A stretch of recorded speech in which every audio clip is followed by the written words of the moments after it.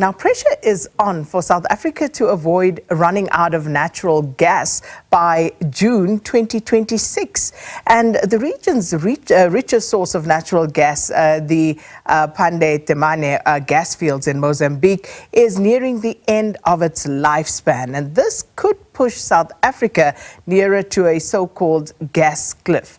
Now, the halt of gas and the gas supply to South Africa will have dire consequences for local manufacturers that depend on this source of energy in their production, with more than 70,000 jobs potentially on the line.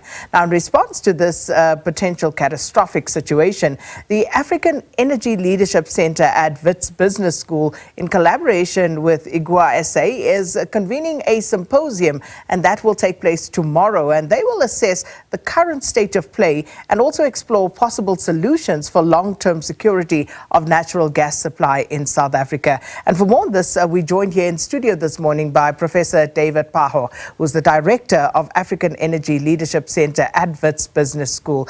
Professor Phaho, thanks so much for your time and welcome to Morning Live. Thank you, Sakina. It's good to be here. I want to start with that gas cliff. Now, what does that mean in the South African context, and how imminent could this potentially be? The gas cliff refers to a potential shortage of natural gas for South Africa. And as you rightly said, it has serious consequences for our industry, as well as jobs in this country. IGUA-SA have indicated that well over 70,000 direct and indirect jobs would be adversely affected if we run out of gas. So basically, it means that we get a significant amount of our gas through an 850-kilometer pipeline from Mozambique, the Pande-Temane gas fields. And as you said, those resources are being depleted. So if we don't have an alternative for natural gas into our energy mix, there's serious consequences for the South African economy, industry, including our world-scale synthetic fuel complex in Secunda and Sasolburg.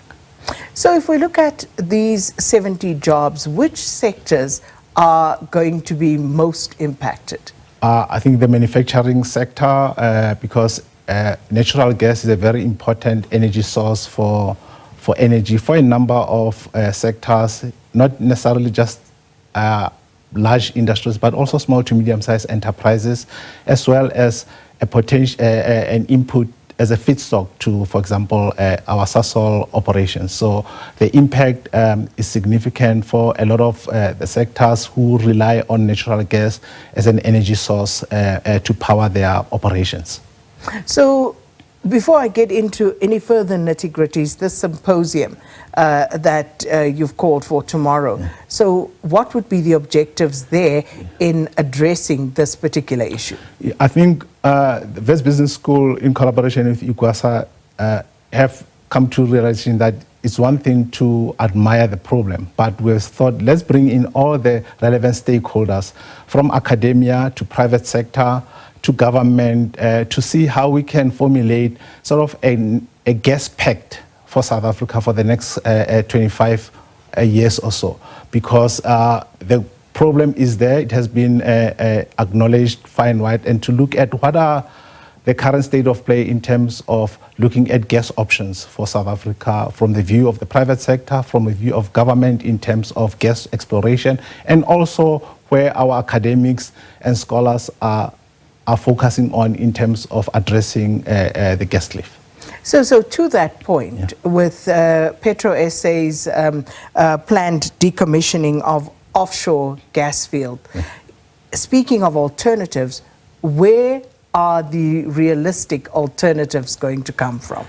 I think in the interim, the importation of natural gas in a form of liquid is called liquefied natural gas.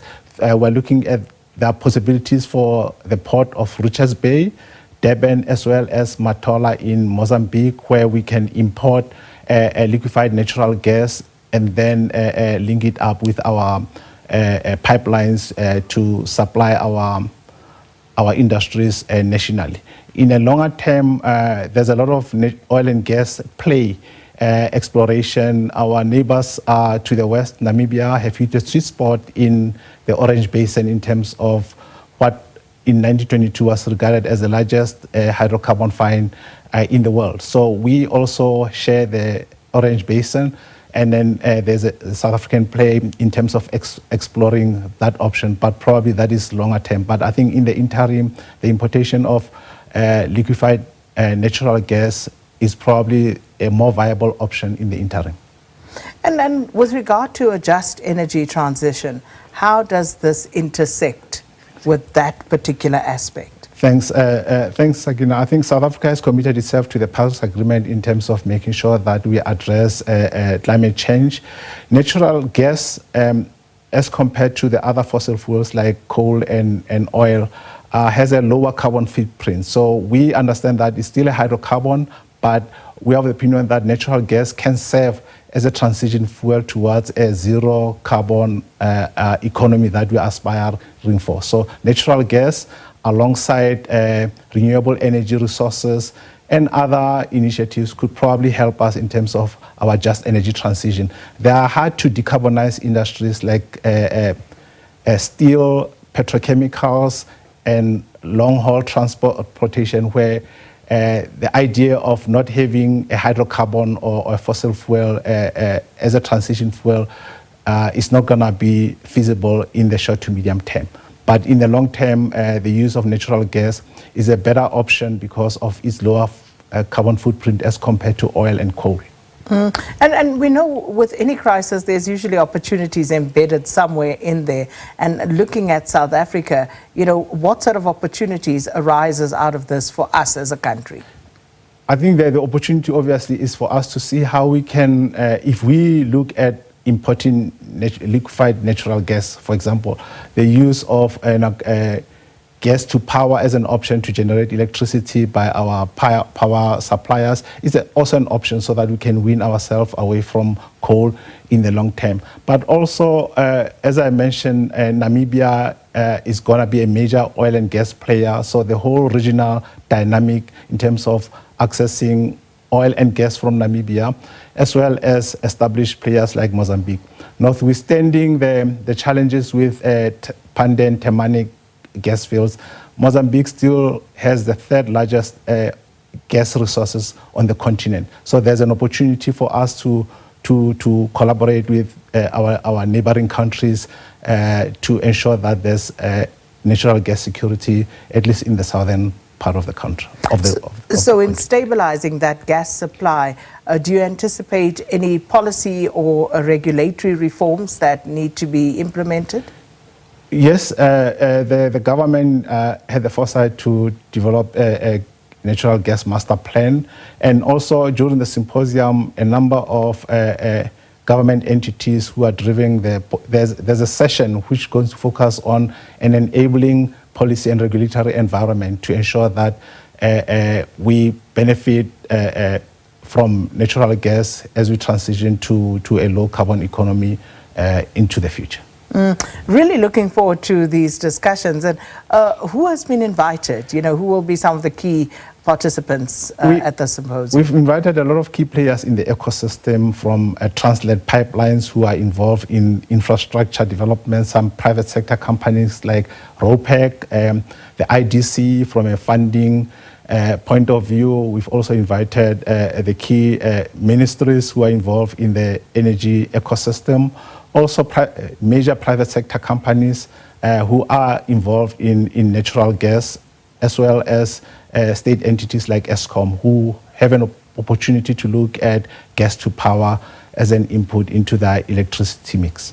And of course, for ordinary consumers like ourselves, if we think about this Gascliff, we think about our pockets, given these tough economic times. So what sort of impact is this Gascliff likely to have on the price of gas? Yeah, I think natural gas, just like coal and oil, are subject to geopolitics. So natural gas, procurement of natural gas will probably enable us to avoid some of the upheavals that we see globally. I mean, a case in point is the Russian invasion of Ukraine, which had huge implication for access of natural gas for Western countries, Western European countries. So within our context, if there is a drive now to secure gas supply, whether it's importation or also our long-term exploration engagements, chances are over time South Africans can have relief in terms of gas prices and other commodities which directly or indirectly are impacted by the availability of natural gas in our economic system. And of course, exploration locally. How is that progressing? Because there was a time when there was quite a bit of focus on that and quite a bit of pushback from environmentalists. How is that progressing? I mean, they still play in the Otiniqua Basin, more towards the south coast. But I think, as I mentioned, the opportunities which arise out of the Orange Basin up north alongside next to Namibia give us an opportunity to really probably procure more oil and gas if those explorations are successful. I mean, the Namibians announced the finds in 2022. Chances are, if everything goes well, there could be opportunities for us in the same Orange Basin up north. There are challenges, as you have made, from the environmental challenges, as well as, you know, where you have potential and then at the end of the day the wells are dry. But I think like a lot of countries around the world, we should not cease from looking for opportunities, especially in the oil and gas field, to ensure that we monetize these resources in time before the world moves to more zero carbon economy and energy opportunities. Well, interesting, but thank you so much, Director of Africa Energy Leadership Center at the Wits Business School, Professor David Phaho, there talking to us about this Gascliff and what could potentially be done to avoid this. So that symposium taking place tomorrow, where they will assess this problem, but also look at solutions potentially to what we are faced with.